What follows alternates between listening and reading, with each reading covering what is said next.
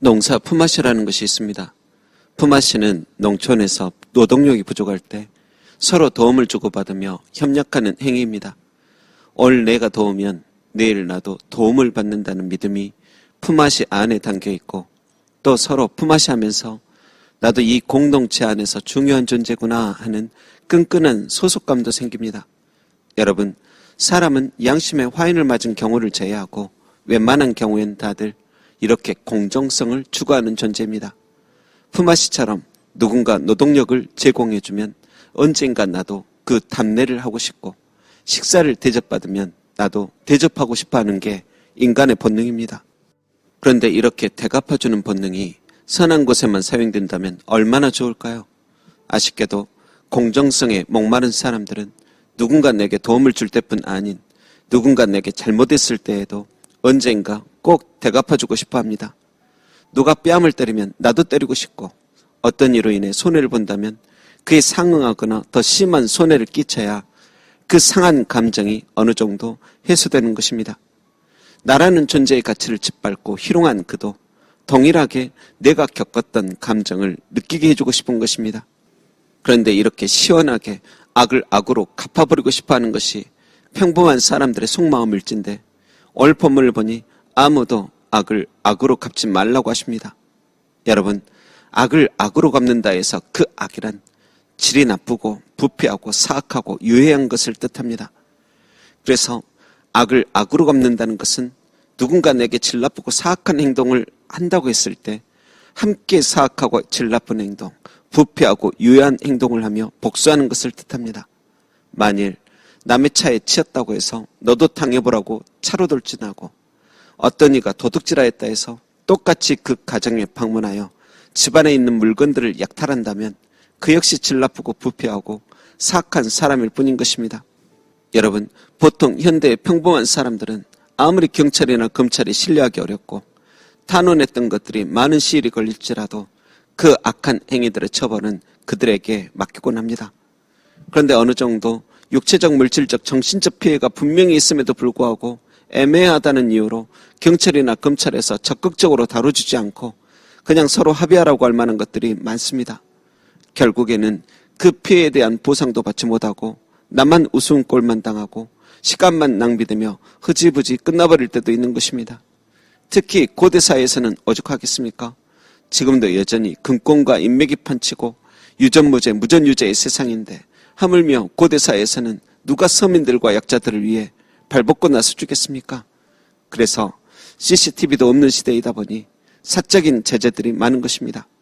그런데 능력 있는 사람들은 경원이나 깡패들을 부리며 복수라도 합니다. 하지만 약한 사람 중에 극소수는 서투른 복수를 하다 오히려 큰 봉변을 당하기도 합니다. 그리고 대개는 복수도 못하고 혼자 끙끙 앓고 그 마음이 응어리진 채 평생을 원망하며 살아갑니다. 그 중에는 술에 중독되어 그 속의 울분을 만만한 가족에게 풀고 살아 그 자녀들의 심리나 가치관에 나쁜 영향을 주기도 합니다. 여러분, 그렇다고 악을 그냥 가만히 놔두라는 게 아닙니다. 19절을 보니 이렇게 말씀합니다. 내 사랑하는 자들아, 너희가 친히 원수를 갚지 말고 하나님의 진노하심에 맡기라. 기록되었으되 원수 갚는 것이 내게 있으니 내가 갚으리라고 주께서 말씀하시니라. 여러분, 누군가 나를 향해 이런 악을 행했는데 하나님께서는 왜 가만히 계셨냐고, 나를 정말 사랑하시기는 한 거냐고 섭섭하여 따지듯 간구하는 이도 있을 것입니다. 그런데 이 구절에서 확실히 말씀하십니다. 내 사랑하는 자들아, 내가 원수 갚아줄게. 그냥 내게 맡겨. 여러분, 여기서 맡겨라는 단어는 기회를 주는 것을 뜻합니다. 내가 처벌하지 않고 하나님께 기회를 주는 것입니다. 내가 원수를 갚다간 실패할 수도 있고, 원수를 갚았어도 언젠가 그도 다시 보복해서 계속 보복의 연속이 될 수도 있으며, 악을 악으로 갚는 것이 습관되면 그는 곧 죄가 죄 같지 않게 될 것입니다. 사이코패스처럼 감정이 무뎌져 버리는 것입니다. 그리고 만에 하나 우리가 혹시라도 놓치고 실수한 무언가가 또 있을 수도 있습니다. 그래서 하나님의 진노하심에 맡기는 것이 가장 좋습니다.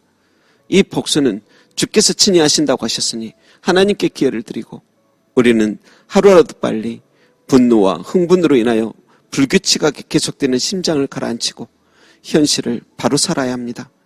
계속 사망된 생각, 악한 생각에 사로잡혀 살아감이 아닌 어떻게 하든지 선한 생각, 생명된 생각 속에 우리 살아가야 하는 것입니다. 그래서 본문에서도 악을 악으로 갚지 말고 선한 일을 도모하라고 말씀하신 것입니다. 복수해야지, 되갚아줘야지, 절대 가만히 안 둘 거야. 어떻게 하면 악을 악으로 갚을 수 있을까?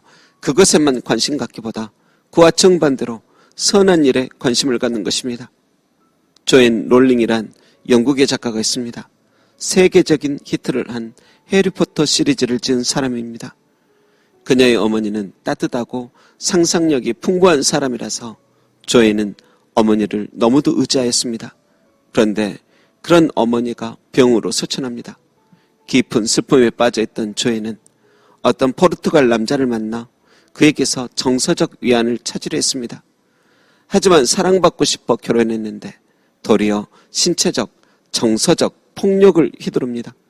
그래도 결혼 생활 중에 딸이 생겨 인내해보려 했지만 계속되는 폭력에 지친 그녀는 결국 이혼을 하고 무일푼으로 나와 정부 보조금을 받으며 생활하였습니다.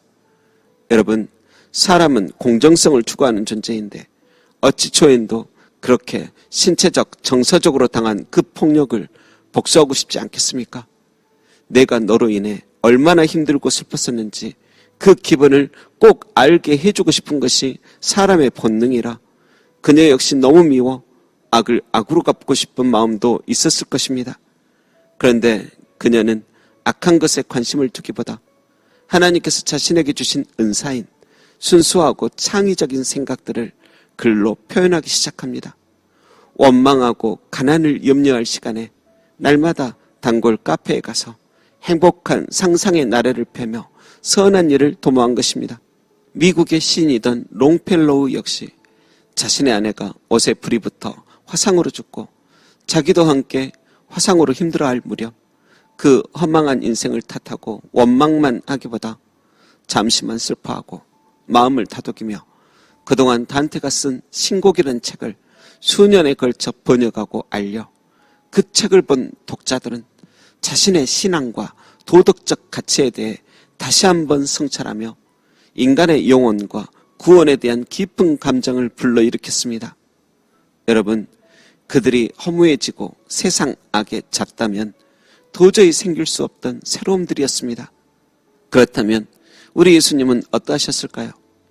대제사장과 서기관, 바리새인들이 끊임없이 예수님을 모함하고 괴롭힙니다.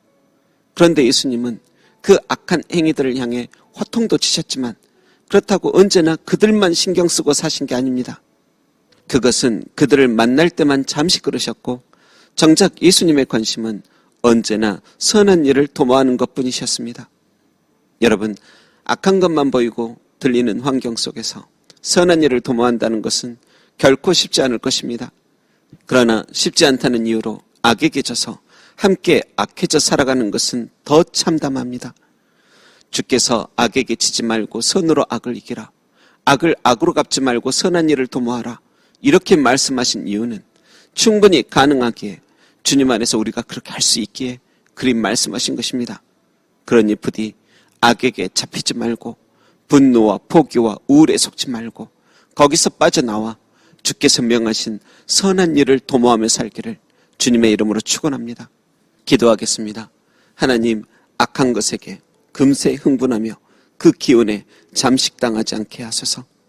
오직 성령님의 기운에 압도당하며 그로 인해 선한 일만 도모하게 하옵소서. 선한 목자 되시어 언제나 선한 일만 도모하시고 그 일을 이루시던 예수님의 이름으로 기도합니다. 아멘.